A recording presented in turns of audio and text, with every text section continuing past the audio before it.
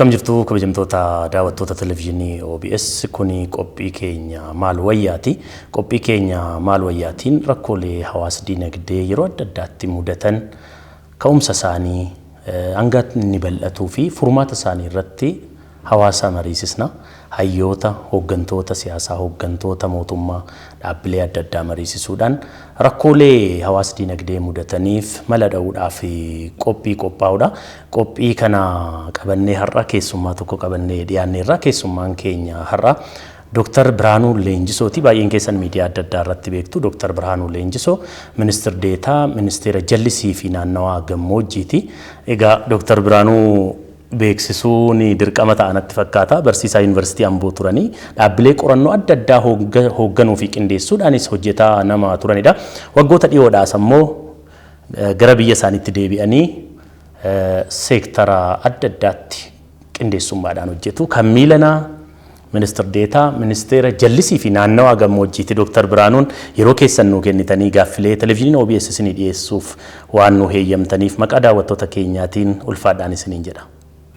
Sinillee iddoo galatooma dhufa. Haa ta'u egaa haasaadhuma keessa waa'ee keessan isin beeksisaa deemna. Namni baay'een miidiyaan isin beeka waan ta'eef dhimma irratti mari'annu dhimma haala yerooti. Dhimma haala yeroo qophii keenya maal wayyaatiin ilaallu keessaa immoo dhimma gogiinsaan wal qabatee hongeedhaan wal qabatee waggoota dheeraadhaaf Itoophiyaatti deddeebi'ee dhufuu fi keessattuu immoo naannoo gaanfa Afrikaa kanatti waggoota muraasaas immoo balaa hamaa qaqqabsiisaa jiru hawaasa buqqisaa beelessaa jiru irratti xiyyeeffanneetu ka'umsi hongee kanaa maali? Hangam immoo bal'ataa jira? Furmaan isaa hoo maali waan jennu irratti taasofna. Ka'umsaaf akka nu ta'u hongeen gaanfa Afrikaatti babal'ataa jiru kunii fi hawaasa dararaa jiru maali inni ka'umsi isaa jettaniitu yaaddu? Hedduu galatooma warri OBS waajjira keenya dhuftanii gaaffii yeroodhaan wal qabatu kana nu dhiyeessuu keessaniif birraan immoo akka hiriyaattis nama yeroo dheeraa beeku as dhufu keetiif hedduu galatoomi siin jedha. Gaaffii tikaaste ka'umsi hongee gaanfa Afrikaa ba'a Afrikaa kun maali ka jedhuu fi akkuma waliigalaatti gaanfi Afrikaa wanni yookiin ba'a Afrikaa ka jedhamu kun wanni inni ittiin beekamu keessaa tokko hongeedha. Ka biraa jeequmsa walitti bu'iinsa adda addaatiin isin beekama. Irra caalaa garuu hongeedhaan naannootu qabu. Drought prone region jedhamee beekama akkuma addunyaattu jechuudha. Ka'umsi hongee naannoo kanaa malee hongeen irra deddeebi'ee naannoo kanatti mul'ata. Yeroo baay'ee qabeenya keessayyuu qabeenya loonii baay'ee fixaa inuma beekama jechuudha. So bara kana immoo waggaa 70 keessatti waan argame hin beeknetu ta'e jedha ragaan amma jiru. Ka'umsi isaa maali ka jedhu waan adda addaatu ka'a. Yeroo adda addaatti yaa'u jijjiirama qilleensaatiin wal qabatee sababa adda addaatu ka'a. Akka waliigalaatti garuu sababa sadii kaasan. Sababni sadeen kuni yeroo hundumaa waanuma deddeebi'ee barreeffama adda addaa keessattis tuqamuudha.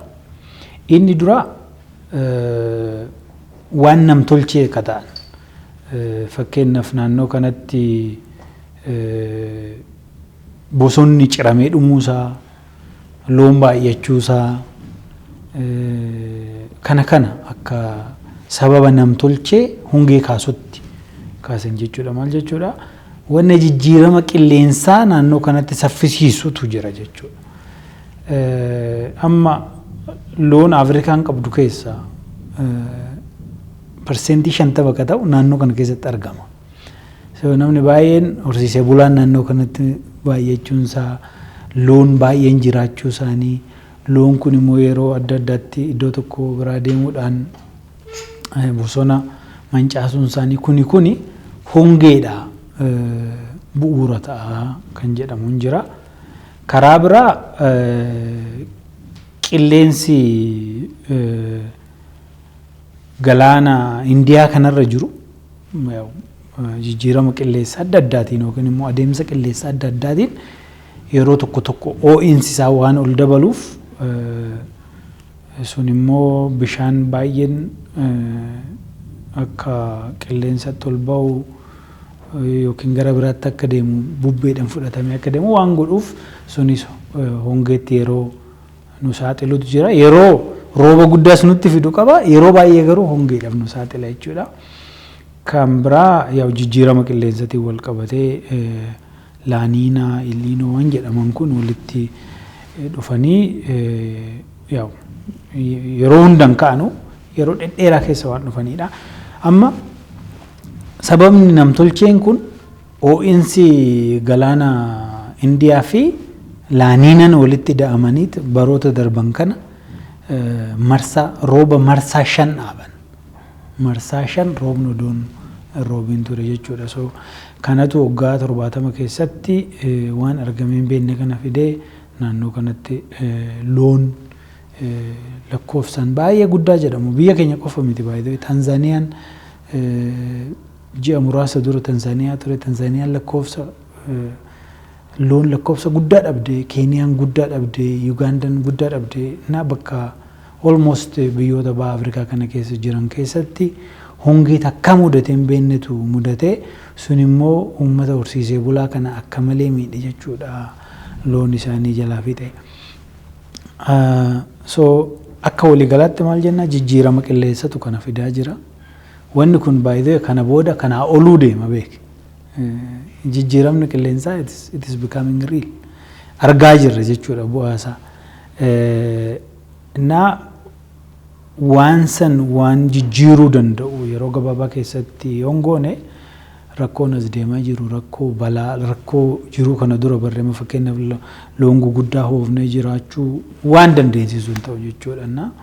Waanuma addunyaa guutuu mudatutu nurratti garuu cimee rakkoo akkanaa nurraan gahaa jira jechuudha. Amma lafti Itoophiyaan qabdu Itoophiyaanis biyyoota gaanfa Afrikaa rakkoo kanaaf saaxilaman keessaa ishee jalqabaati.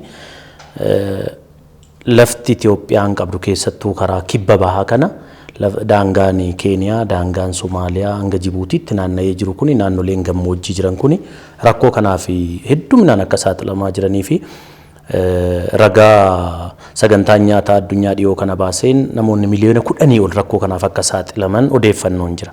Rakkoon gurguddaan akkasii waggaa waggaadhaan deddeebi'ee gaafa mudatu uummata qabeenyi isaa beellada irratti waan du'u irratti hundaa'ee kana rakkoo gurguddaa akkasii kana furuudhaaf maaltu hojjetamuu qaba? Amma egaa seektarri keessanis seektarri horsiisee bulaa kun seektara dhimma kanaan miidhamudha.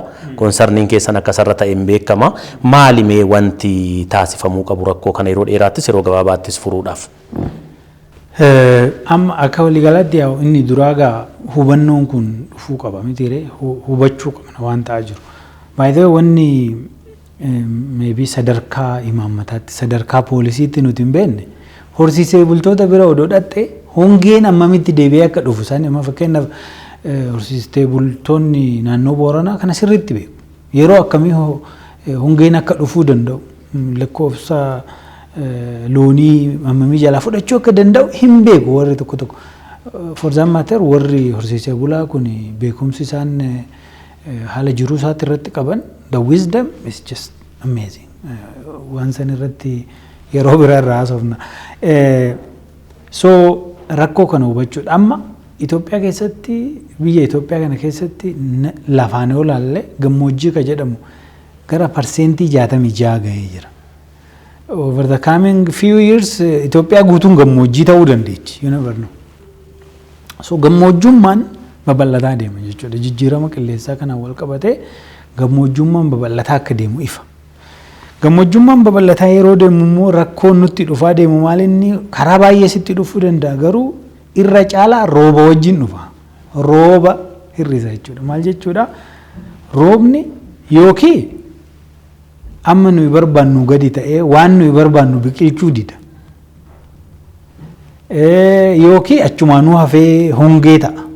Yookiin immoo amma barbaannu ol dhufeet waan qabnu nu jala dhiqee deema. So kana booda beektaa kana duraa sanitti rooba akkanumatti eegdee amma nuyi barbaannu dhufaa waanuma nuyi barbaannu godha jettee abdattee taa'uun hin danda'amu jechuudha jijjiirama qilleensaa kanaan wal qabate. Kanaafuu maal godhuu qabna kan jedhu biyyoonni baay'een inuma irratti hojjetanii adaptation itti baruu akkamitti rakkoo kanarra aanna jedhanii mala adda addaa fayyadaman jechuudha. Mala kana keessatti fayyadaman keessa tokko bishaan hojii bishaan irratti hojjettu babal'isuudha. Water management kan jedhamu kana jechuudha. Keessayyuu bishaan qonnaa fayyadamtu maaneejii godhuun yookiin amma fakkeenyaaf nuti maal goona waggaa jallisii hojjennu bishaan hiniina. Maaliif duraan bishaan yoo dhufe haa darbu yeroo biraa deebi'ee dhufa jettee amantee gadhiista. Amma garuu boru deebi'ee dhufuusaa waan hin beekneef yookiin boru waggaa deebi'ee dhufe humnaan dhufee waan si dhiqee deemuuf bishaaniidha jechuudha. Bishaaniidhuun tokko gaafa humnaan dhufe akka gadi bu'ee sin dhiqne godhaa. Gaafa hafe immoo hanqabde sanitti fayyadamta jechuudha. So water managementiin kun jallisiin kun adaptation mechanismiidha jechuudha. Roobni yoo hafe bishaan kuufattee gaafa san ishiidhaan fayyadamtee waan barbaaddu san ittiin biqilchita. Itoophiyaan waggaa dheeraadhaaf bishaan qabdi. Itoophiyaan bishaan guddaa qabdi. Lafa guddaa qabdi. Amma ammaatti garuu bishaan keenyatti hin fayyadamne. Laggeen keenya akkuma beektu rakkoo nutti fidan malee nu hin fayyadne. Ittumaan sirbinee deemanii yoo tuqxan immoo waan biraatu nutti fidaa turan. So amma maal inni wanni mootummaan akka imaammataatti qabatee jiru bishaan qabnu qorannee itti fayyadamuu qabna. Kanarratti hubannoon hawaasaa maal fakkaata? Amma waggoota muraasa dura isinis waa yaadattan bishaan cimmisuun kun imaammata ture. Imaammata qonnaa ture. Garuu immoo gara siyaasaatti hiikamee namoonni bishaan cimmisan boollatti cimmisan deebisanii cufanii waa'een bishaan cimmisuu fi bishaan cimmisanii jallisii hojjechuu afaan siyaasaa ta'ee hawaasni keenya hubannoo dhabe. Hubannoo hawaasaa kana jijjiiruudhaaf hojiin hojjetamuu qabu maal fakkaata? Amma inni dhuguma akkuma ati kaaste yeroo baay'ee hojii hoggaa jalqabnu kaampeenii goona yookiin dubbii siyaasaa ta'a. Suni xiqqoo I think yeruma wajjin waan jijjiirama deemu natti fakkaata. Waan kun beektaa waan saayinsiin hojjetamu. Bishaan amma fakkeenyaaf bishaaniidhuun irrigation engineeringiin disipiliinii addunyaa guutuurratti beekamuudha. Waan hunda siyaasa godhuun waan hunda kaampeenidhaan hojjetuun hin ta'u waan tokko waan professionally hojjetamanidha.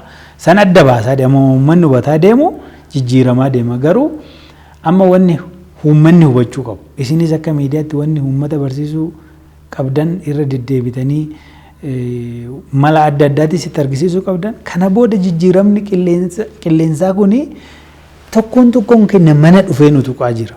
Loon nu jalaa ajjeesa yoo ta'e waan nuyi magarsuudha dhaabne nu jalaa gogsa yoo ta'e nutti dhufee jira jechuudha. Kanaafuu kanarratti hubannoo waliigalaa uumuun barbaachisaadha. Hubannoo waliigalaa san immoo erga arganne booda akkamitti rakkoo kanarra aannatti ceena. Rakkoo kanatti akkamitti irra aannatti hoggaa ceenne immoo bishaan akkamitti fayyadamnaa gara jedhutti dhufu. Bishaan amma fakkeenyaaf hidha guguddaa hiitee yookiin immoo jallisii daayivarshinii adda addaa hojjettee bishaan more civil karaa ta'een injiinaringii fayyadamtee godhuun baay'ee mi'aa ta'uu danda'a. Maallaqa san hunda uummanni hin qabaatu. Garuu teekinooloojiin adda addaan jiran teekinooloojiin baay'ee sasalphaata. Nama paampii fayyadamanii bishaan harkisuudhaan naannootti waan mammagarsuu uummanni gara sanitti deemuu danda'u. Bakka gadi qottee bishaan argachuu dandeechu gadi qottee bishaan argattee waa biqilchuun babal'ataa jira gaariidha. Waan gaariidha asiif jedhama. Fakkeenyaaf naannoo Harargeetti akka isaan ittiin hojjetaa jiran baay'ee nama gammachiisu.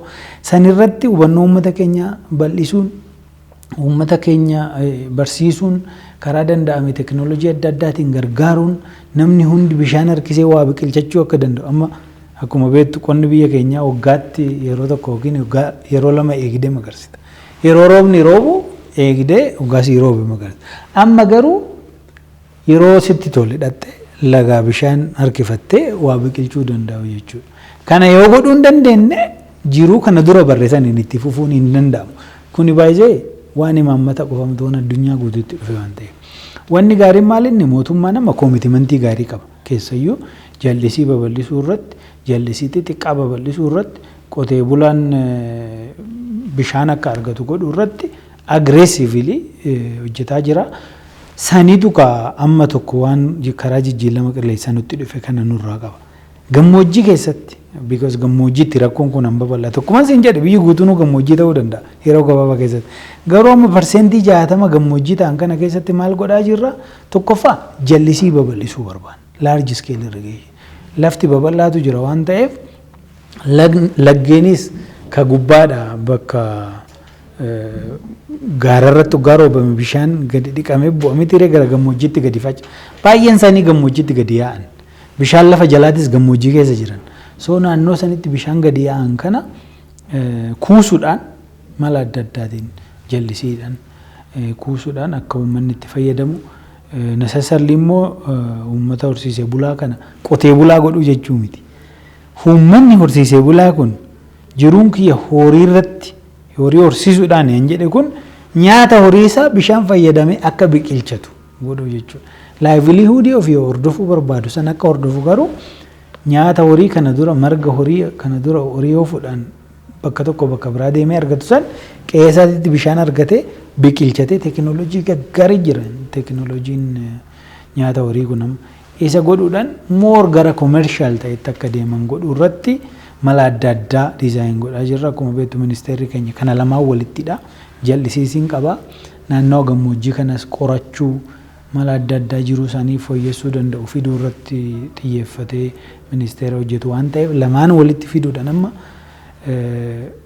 naannoo tokko tokkotti yaalaa jirra. Naannoo Booranaatti ogguma ministeerri kun ijaaramu hongeen already achi gaheera. Hoggaan ministeera kana dhufnu hongeen bakka san gahee jira. Maal goone amma ka yeroo sanatti jal'isii hojjettee gahuu hin dandeetti. So gara gargaarsa guuruutti deemnee hoggaa san mala adda addaatiin maallaqa dhaabbata adda addaatirraa walitti guurree amma tokko interviin godhuudha yaallee amma piroojeektii baankii addunyaa irraa arganne tokkoon naannoo zoonii 7 irratti irrigeeshinii qotee horsiisee bulaadhaa ta'u xixiqqaa akka nyaata horii ittiin biqilchan bishaan lafa jalaa baasnee hojjetutti seennee jirra. Karaa bishaan dhugaatii loonii fi kan namaas akkasuma ministeerri bishaanii fi enerjii maallaqa guddaadha kan nu kenna warri World Bank waan sanitti deemaa jira. Isa maddiidhaan garuu ammas hongeen amma naannoo sanitti mudataa jira. Hongee mudatu kana ammoo dhaabbatoota kana dura nu wajjin hojjetan keessayyuu dhaabbata gargaarsaa ifaat faa baankii addunyaa faa wajjin ta'uudhaan gargaarsa adda addaa walitti qabutti deemaa jirra jechuudha. Hojiin egaa amma kaastan kuni hojii amma lubbuu baraaruuti. Akkuma isinuu kaastan ministeerri keessan umurii waggoota 2 darbeetti kan inni qabu. Garuu seektaroonni dhimma kana wajjiniin qindoominaan hojjettan immoo seektaroonni hedduun jiru.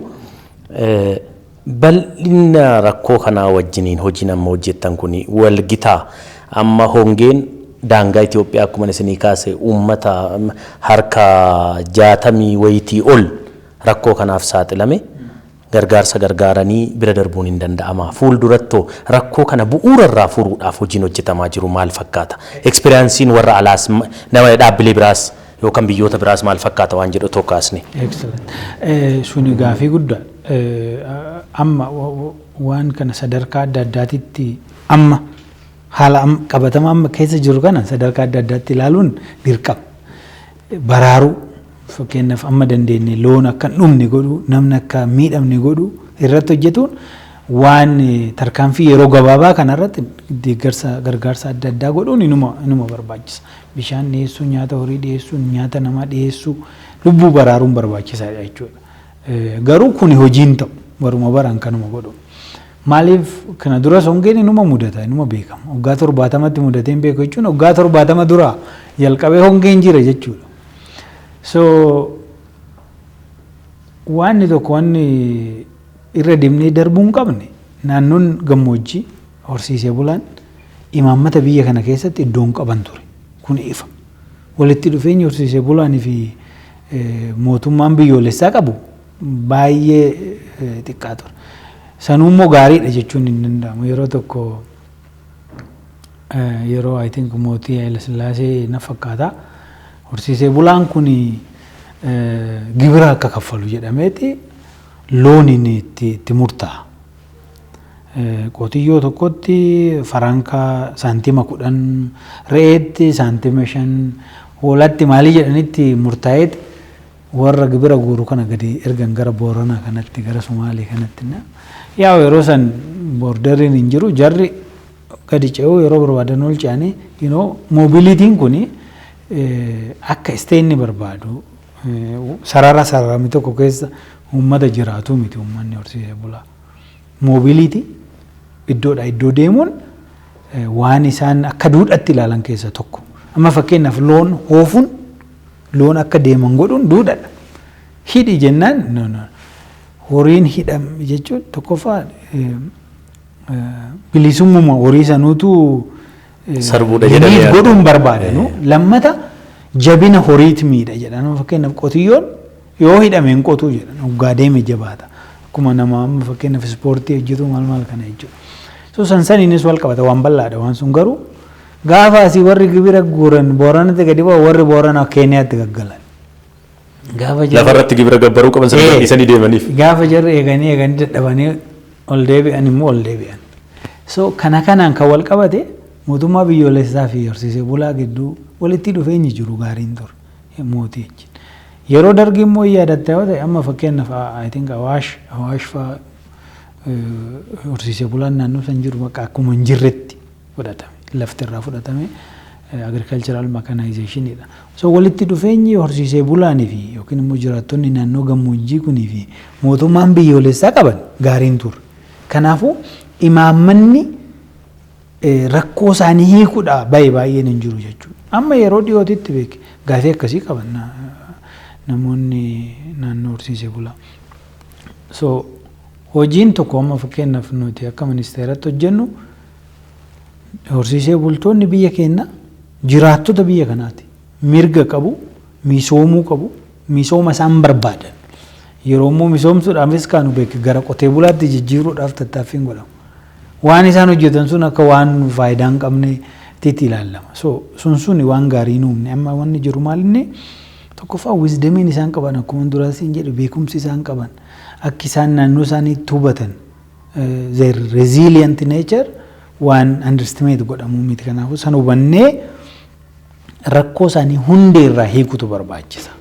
Akka isaan barbaadanitti misooma isaan misoomuu barbaadan mirga isaanii kabajanii misoomsuutu barbaachisaa kan jedhu sana jechuudha waliigalteen jiru. Kanarratti egaa wanni dhumaa furmaanni isa dhumaa maal ta'u qaba yeroodhaan akkanumatti lubbuu baraaruudhaan hin ta'u ka jette san dhuguma inni. Kanaafuu maaltu ijaaramuu qaba? Gaafii jedhu sani wanni horsiisee bulaa kana miidhaa jiru maali gaafii jedhu gaafachuu qaba. Yookiin immoo naannoo gammoojjii kana rakkoon guddaan maali ka jedhu hongeedha miti hongeedha. Okay jarri kun beeke loon qabu loon guddaa qabu loon amma fakkeenyaaf ekspoortiin loonii achii dhufa. Ekspoortiin loonii amma bara kana gadi bu'e maaliif rakkootu achi jira waan ta'eef waan isaan godhan waan guguddaadha. Kanaafuu qabeenyi isaan qaban kun beekumsi isaan qaban kun akka bahee isaanis fayyadee biyyas fayyadu godhuu irratti hojjetamuu qabu jechuudha. Rakkoon inni bu'uuraa horsiisee bultoota keenya naannoo gammoojjii kana miidhaa jiru hongee yoo ta'e achitti maal ijaaruu qabna jechuudha. Diinagdee hongee kana baachuu danda'u ijaaruu qabna jechuudha. Hongeen immoo yeroo baay'ee waggaa dhufu maal irraa miidhaa? Tokkoffaa nyaata horii jalaa miidha. Lammata dhugaatii horii jalaa miidha. Sadaffaa namumtuu dhugaatii bishaanii akka dhaban godha. So kanaafuu naannoo sanitti misooma bishaanii babal'isuun water centered development approach fayyadamna naannoo gammoojjii kanatti. Waan bishaanii wal qabatu irratti hojjetu bishaan hidhuu bishaan lafa jalaa qotanii baasuu laggeen achiin kutanii gara biraatti deeman kana hidhanii akka turan godhuu sansan irratti bal'inaan hojjetuutti jirra. Sani yoo lafa qabsiisna I think amma tokko rakkoo kana dandamachuun hin danda'amu. Rakkoo kana dandamachuun hin danda'amu hoggaansi hin jedhu garuu laayivilihuudii yookiin immoo mala horii horsiisuu kana dura ture san akkuma jirutti itti fufsiisuun hin danda'ama jedhee nama nuwal. Maaliif lakkoofsa guddaa yoo qabaatte lafa guddaa barbaaddaa nyaata baay'ee barbaaddaa oomishni irraa argattu immoo xiqqaadha. Kanaafuu moor ikoonoomii gara ta'uutitti dhufuu qabna jechuudha. Loon xiqqaa fi faayidaa guddaa irraa gara argachuutitti deemuutu barbaachisa jechuudha. Kanaafuu sanyii loonii fooyyessuun sanyii nyaata loonii fooyyessuun wajjin barbaachisa. Kana irratti I think walitti qindoominaan ministeera qonnaa wajjinis ta'uudhaan ministeera bishaanii wajjinis ta'uudhaan hojiileen jalqaban hin jiru. I think yoo suni lafa qabatan waan baay'ee jijjiiruu waan danda'an natti fakkaata. Kabajamtoota daawwattoota keenya qophiin keenya egaa qophii maal wayyaati dhimmi ijoon irratti keessummaa koo wajjiniin mari'ataa jirru immoo hongee irra deddeebiidhaan gammoojjii biyya keenyaas ta'ee baha Afrikaatti miidhaa hawaasarraan gahaa jiru irratti xiyyeeffanneetu ka'umsi isaa maali fallisaa waan jedhu irratti mari'ataa jirra. Keessummaa keenya wajjiniin turtiin taasisnu ammas itti fufa. Dr. Birhaanuun dhaabbilee qorannoo adda addaa hoogganaa akka turtan quban qaba. Keessattuu ammoo duubeen barnoota keessanis dhimma hawaasummaatiin wal qabata waan ta'eef rakkoon hongee, rakkoon buqqa'uu, rakkoon hawaasarra gahu kuni yookaan rakkoon hawaas dinagdee waliigalaa jennee waamnu kuni aadaa uummataa jijjiiruu irratti mataa isaatiin gahee hin qabu. Keessattuu amma yeroo adda addaa hojiidhaaf yeroo sochoonu maaltu argina hongee mudatu wal waraansa mudatu walitti bu'iinsa mudatee namni bakkaa bakkatti qe'ee gadhiisee socho'u kaampii jiraatu kana keessatti rakkoon hawaasa dinagdee biraallee mudachaa akka jiru ni beekama. Keessattuu hawaasni keenya kadhaadhaaf saaxilamaa jira. Gaafa sababa hongeetiin sababa walitti bu'iinsaatiin qe'ee isaatii buqqa'ee iddoo tokkotti walitti qabamee gargaarsa fudhatu waan sana aadeeffachuun aadaa durii hojjetanii nyaachuu qabeenya horachuu qusachuu keessaa bahee sadarkaa gara kadhaatti ce'uutti yeroo jirullee argina. Magaalota baay'ee keessatti afaan Oromootiin yeroo kadhatan yeroo baay'ee argaa jirra. Kuni naannoo horsiifatee bulaa amma dhimma xiyyeeffannoo keenyaa godhannee kanattis hedduminaan hin mul'ata. Aadaan jiruuf jireenya hawaasa keenyaa sababawwan amma kaasne kanaan miidhamaa jiru akkamitti maaliin ittifamuu danda'ama dandamachuun danda'ama waan jedhu sotoo kaasne. Gaafii gaariidha inni yeroo baay'ee aadaa wanni jedhamu kun jijjiiruudha nama dhiba hin jijjiiramu yeroo baay'ee wanni barame tokko dhalli namaa jijjiirama qophii miti oduma barbaannu waa'ee jijjiiramaa amma haasofnu hin jijjiiramnunna aadaan yeroo baay'ee ka jijjiiramaaf saaxilamu yeroo rakkoon akkanaa dhufu. Gara gaariittis jijjiiramuu dandeecha gara badaattis jijjiiramuu dandeecha garuu lamaanifuu yeroo baay'ee rakkoon bu'aa guddaa akka qabu hin ka'a qorannoo hawaasa adda addaa keessattis waan arginu. Ka siyaasas akkanuma baay'ee amma jijjiirama siyaasaa biyya tokko keessatti biyya mootummaan abbaa hirree keessatti daraaraa ture akka biyya keenyaa jechuudha. Gara sirna dimookiraasiitti ceesisuu keessatti akkanuma namni lafumaa ka'eetuma bakka abbaan hirrummaa kana booda naan taane yookiin jibbisiisee jira har'aa qabee ani bakka mootummaa sirna dimookiraasiin hordofaa jedhee mootummaan ta'e takka addunyaa kanarra hin jiru. Ka dhiibee ceesisu rakkoodha yeroo baay'ee yookiin uummatatti itti ka'a abbaa hirreetitti san booda abbaa hirrummaan akka karaa nama hin deemsisne gaafa hubatu dhiibamee ce'a. Yookiin immoo uummata amma fakkeenyaaf yeroo ce'umsa keessa seene immoo uummanni rakkootu baay'ata miti amma fakkeenyaaf biyya keenya keessatti waggaa arfan darbe kana rakkoo gara garaatu dhufe. Rakkoon lubbuu nama tokkoo kennaa rakkoo keessa galchuutu dhufe. Qabeenya namaa waan mancaasu dhufe. Namni hundi akka alartiir ta'u akka koonshees ta'u godha jechuudha rakkoon sun. Gaafa sani gara sirna moor dimokiraatik ta'etti ceetu. Sodaatu keessa namaa keessa nama jijjiirutti dhufa jechuudha. Gara badaattis akkasuma. Amma fakkeenyaaf uummanni jiruunsaa hongeedhaan wal qabatee yookiin walitti bu'iinsa wal qabatee jiruun jalaa manca'e. Sigalee san dura namni takkaa kadhatee jiraachuu namarraa deeggarsa gargaarsa gaafachuu takkaa yaadeen beenne gara sanitti dhufa jechuudha. Gara sanitti immoo dhufee takkaa karaa san jiraachuu yoo jalqabe san dura ilaalchi qabu yookiin duudhaan qabu jira miti yaani kadhachuu nama kadhatu arguun barbaadu namni jedhee yaadu sun takka kadhatee erga jiraachuu qabe booda waan qabu san hunda gara dhiisutti jiruu san baruutti deemannaa aadaa baay'ee jijjiira dhugaadha rakkoon. Kun garuu akka hawaasatti bal'inaan waan uummata keenya mudataa jiru ta'uunsaa akkuma jiru ta'e hawaasni keenya naannoo bakka rakkoon kun hin jirre jiru warri gargaarsa godhuu danda'an walitti dhufuudhaan aadaan akkanaa kun akka hin babal'anne uummanni keenya duudhaa isaa bareedaa san keessaa bahee duudhaa akkanaa gabaayyeedha uummanni keenya keessa galiin kana keessa akka hin galle wal gargaaru jechuun horizontaalii wal gargaaru. Amma namni baay'een yeroo hongeenis rakkoonis dhufe gargaarsi mootummaarraa dhufuu qaba ilaalcha jiru qaba. Dhuguma mootummaarraa dhufuu qaba, mootummaan qindeessuu qaba. Egaa akkuma kaastanii diigamumsa hawaas diinagdee yookaan hawaasummaa kan fidu dhabiinsa diinagdeeti. Keessattuu rakkoon nyaataaf dhugaatii gaaffii biyyatti ta'u keessattidha wanti amma yaada kaasaa jirru kuni. Rakkoon oomishaaf oomishtummaa hin jiru amma waggaatti eeganii bokkaa eeganii akkuma jalqaba kaastan al tokko oomishanii isuma sana waggaa tokko taa'anii nyaachuu aadaan ture kuni. Rakkoo hamaa miti. Rakkoo kana keessaa bahuudhaaf maaltu fala jettanii yaaddu? Keessattuu eriyaa oomishaa fi oomishtummaa dabaluu fi waan qaban saayintifikaalii fayyadamuu kaastan kana otoo cimsinee kaasne. Ani gaa yeroo dheeraa waan qorannoo qonnaa kanarra hojjetaa ture.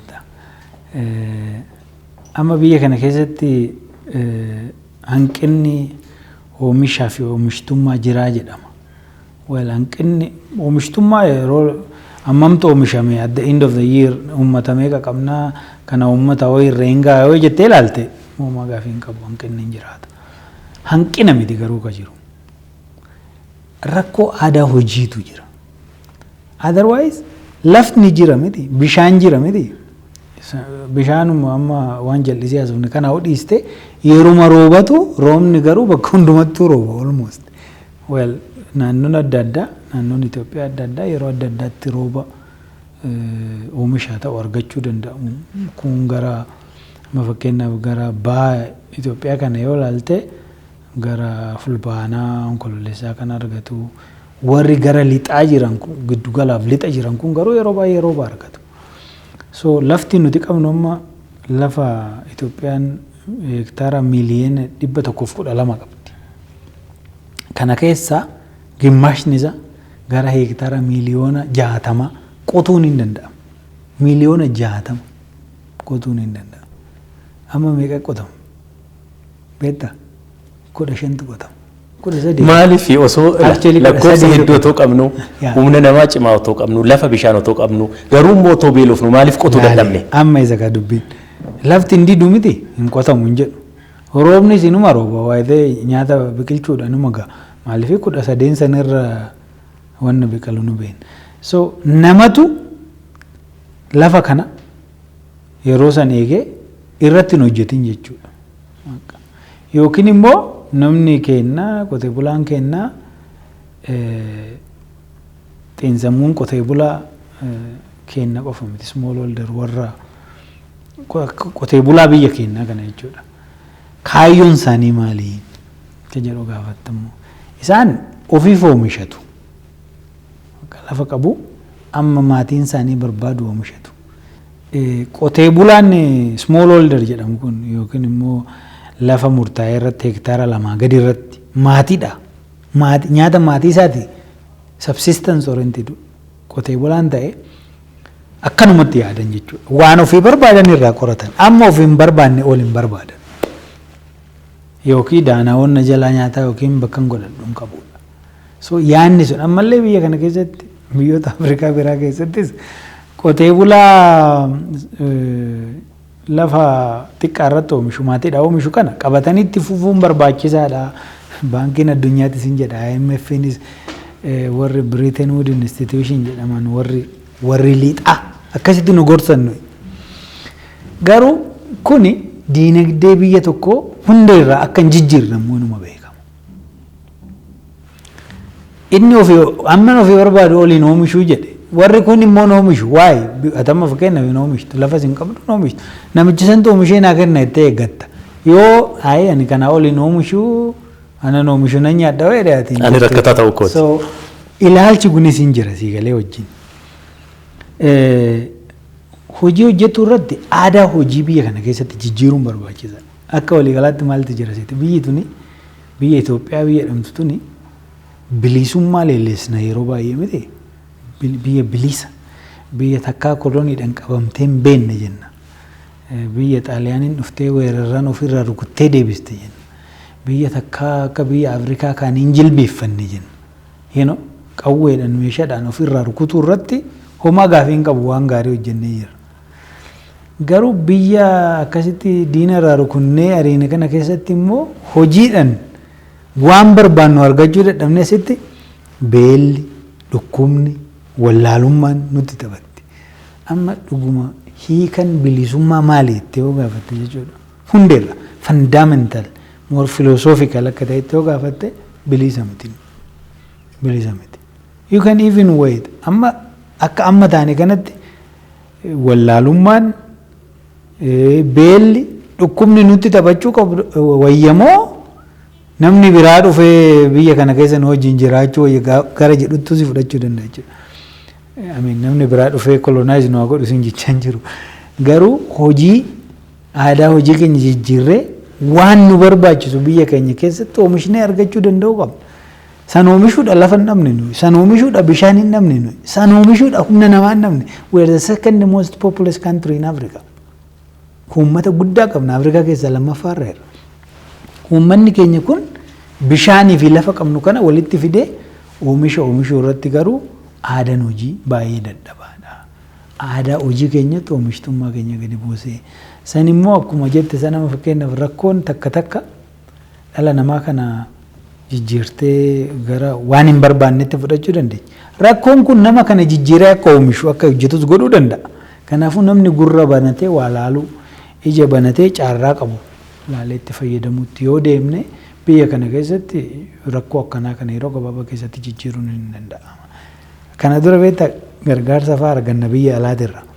Yeroo dandeenye immoo hin binneef hin naqamani. Amma sun lamaanuu cufamaa jiran. Warri biraa kun gargaarsa kana booda hin kenninu oonuu dhaggeeffattan malee jechuu danda'a. Yuukireen bara darbe waraana Raashiyaa wajjin keessa gallaan bakka binnuu dhabne qamadii. Afrikaa guutuun bakka bituu dhabe. So gabayaa ormaati irratti rarraatee jiraachuun kana booda rakkisaa ta'uu danda'a. Kanaafuu namni keenya aadaa hojii isaa jijjiirachuu, hojjetee buluu, caarraa naannoo isaa jiru kana ilaaluu akka dura jenne san amma rooba eeguu wayyamoo mala adda addaatiin liqii argachuu danda'u walitti dhufanii ijaaramuudhaan paampii bishaanii argatanii bishaan toora jiru harkisanii ittiin oomishuutti yoo seenan yeroo gabaabaa keessa kuni baay'ee waggaa tokko faan fixu beek. Waggaa tokko keessatti yeroo 3 oomishta beek. Biyya kanatti qamadii bittee biyya alaatti qamadii asitti galchuudha waggaa tokko sitti fixa. Lafa asitti irratti garuu odoo oomishte qamadii yeroo 3 oomishuu dandeenya. Raawundii 3. Na birrii alaammoo qamadii ittiin bittu san odoo asitti ittiin oomishte yeroo 3 si oomishisa. So waan tokko waanuma salphaa birookiraasiin isin jira harkis keessa jijjira. Waan akkanaa kana mootummaan siikee uummanni si jabanatee itti seenuu yoo danda'e waan nyaatan of danda'u yeroo gabaabaa keessatti biyya kana keessatti jijjiiruun akka danda'amu erga ministeera kanaanis jalqabnee waan baay'ee argine caarraan hin jira namni garuu tasgabbiidhaan rakkoo guddaa kanarratti fuulleffatee rakkoon xixiqqoon biraa jiraachuu malan. So once waan basic ta'e kana secure goote waan dhimma walitti dhufeenya namaa dhimma siyaasaa aadaa waliigaltee kana hiikuun hin danda'amu. San booda tasgabbiidhaan gadi taa'ee namni nyaatee sammuunsaa sirrii ta'e kabiraa tokko amma isaa namni keenya beektan nutritionally well nourished miti. Namni hundi sammuu gaarii qabaatee sammuu fayyaa qabaatee guddate jechuun hin dandeechu. Maaliif yeroo daa'imummaatti hanqina nyaataatiin wal qabate malnourished daa'ima ta'an baay'eetu parsentii 65 fa'aa ga'u naannoo tokko keessatti. Jarri sun gara siyaasaatti gaafa dhufan murtoon isaan fidan walitti dhufeenyi isaan uuman rakkoo walxaxaa hawaasummaa biraa keessa nu galche.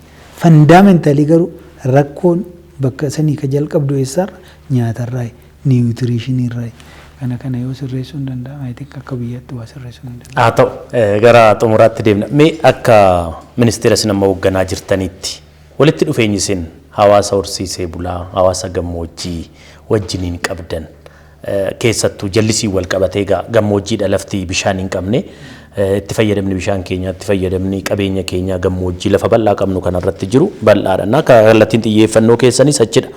Walitti dhufeenyi isin hawaasa horsiifatee bulaa fi gammoojjii wajjiniin qabdan maal fakkaata waggootuma muraasa kana keessatti amma erga isin dhuftanii erga seektarri kun hundaa'e hojiin kun hangam fooyya'eera jettanii yaaddu? Hayyee suni gaafii baay'ee bareedduudha. Egaa ministeerri keenya akkuma dura sii kaase seektara lama waliif fida. Seektara jallisii guutuu biyyaa irratti beezinoota 12 qabnu irrattuu hin hojjenna. Tigraay qabnee amma naannoo Somaaleetti naannoo hundarra piroojeektii adda addaa qabna hin hojjenna. Naannoo gammoojjii ka jedhu kanaan immoo adda dureedhaan naannoo uummata keenya horsiisee bulaatiin walitti dhufeenya adda addaa uumuudhaan qabeenya naannoo sanii qabnu qorachuudhaan san immoo misoomsuudhaan akka isaan irraa fayyadaman godhuu irratti jechuudha kallattiidhaan hin hojjennu. Egaa ministeerri akkanaa yeroo duraatiif na fakkaata kan ijaarame kanaafuu uummanni abdii irra godhatuun gaafuma ijaarame irraa qabee argine. Naannoo amma fakkeenyaaf naannoo horsiisee bulaan itti baay'atu yoo dhannu ministeera keenyaa nuun jedhan. Namni baay'een illee asitti of arguu barbaada. Nuti illee ministeera kana waggaa ijaarru caasaa isaa uummata irratti hojjetu san akka fakkaatu godhuudha. Tattaaffii baay'ee godhaa turre nama baay'ee as fiduudha. Akka caarraa ta'e amma ammaatti waan baay'ee karaa nu qabate miti. Namni baay'een dhufuu sin barbaadu dhufuu san barbaadu immoo caasaa nama jiru kun waan atiraakti nama godhuu miti.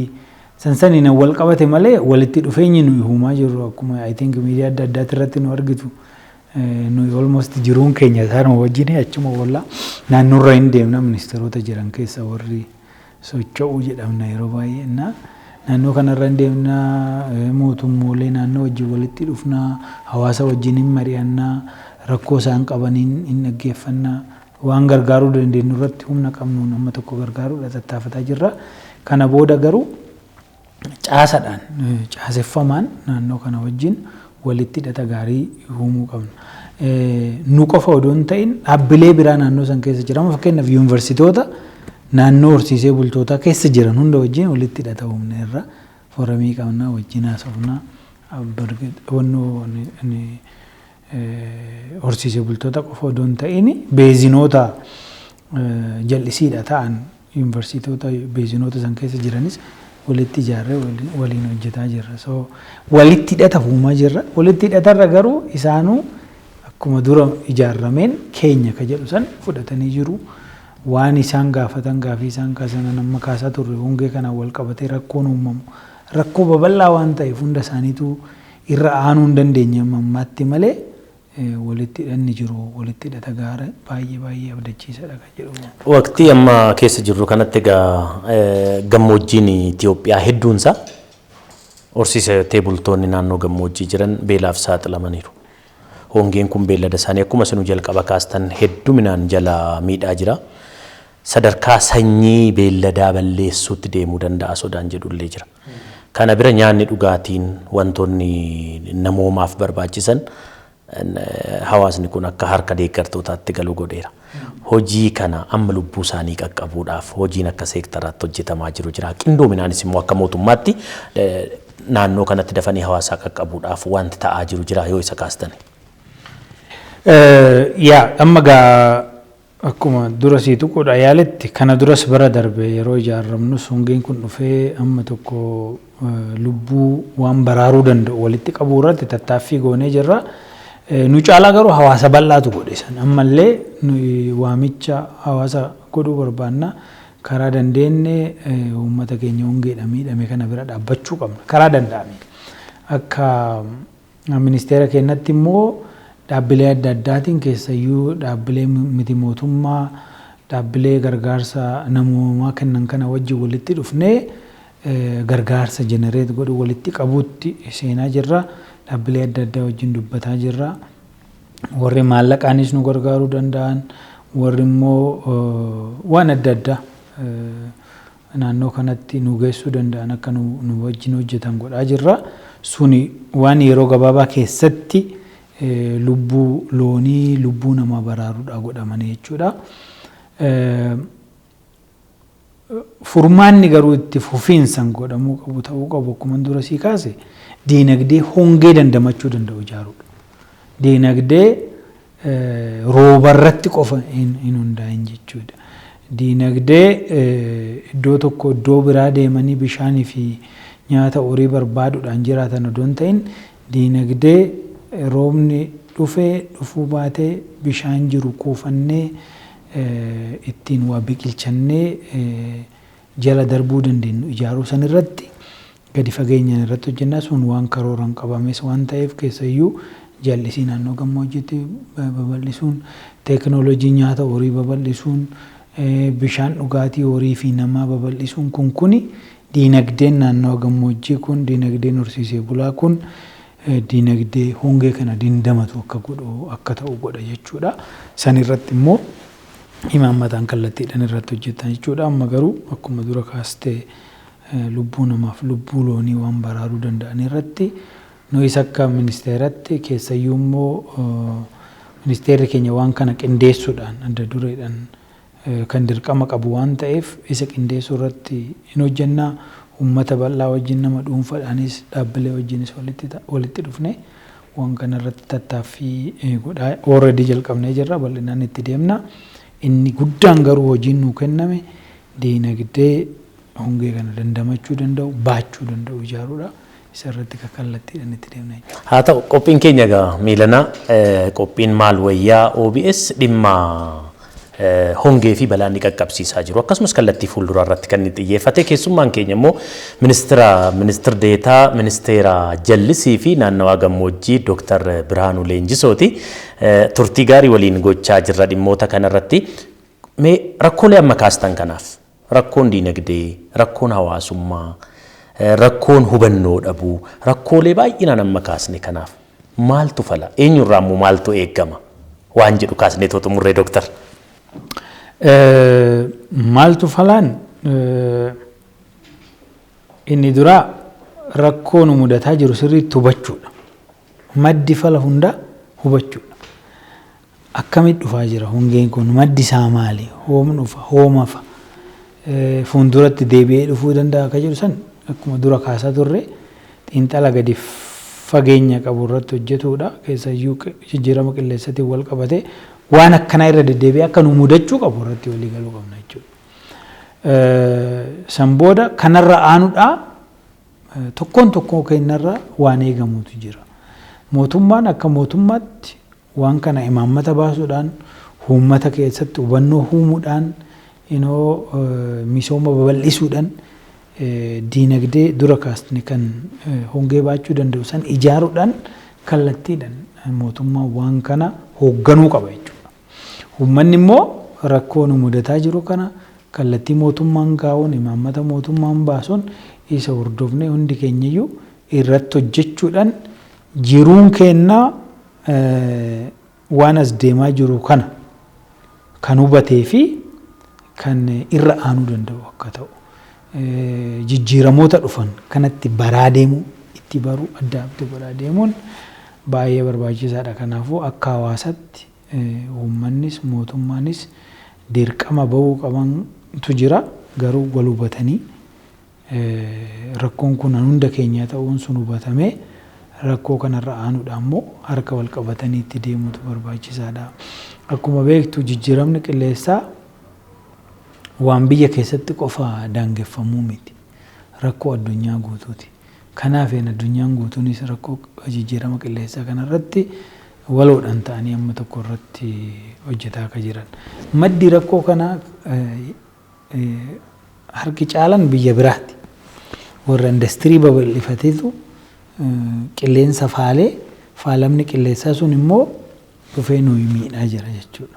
Kanaanis wal qabatee warri qilleensa akka malee faalan warri irraa bu'aa buufatanii immoo diinagdeen isaanii guddate kun immoo biyyoota akka keenyaa rakkoo kanaan amma miidhamaa jiru kana akka deegaran gara sanitti illee ce'ee mootummaan waan san irratti hojjetu gargaarsi adda addaa akka garana dhufu godhu kaffaltiin jijjiirama qilleensaatiif yookiin immoo waan qilleensa sirreessuu danda'amu irratti kan falamu kun gara biyya keenyatti akka dhufu irrattis kallattiidhaan irratti hojjetuun hin barbaachisa. So gahee warri as keessa qaban baay'ee. Akka biyyaatti garuu akka hawaasatti garuu nuti rakkoon kun nurra gahee jira. Hawaasa keenya horsiisee bulamuu keessa iyyuu akka malee miidhaa jira. Isaan wajjin dhaabbannee qaama kana gargaaruu danda'an qofa miti dirqama qaba nama.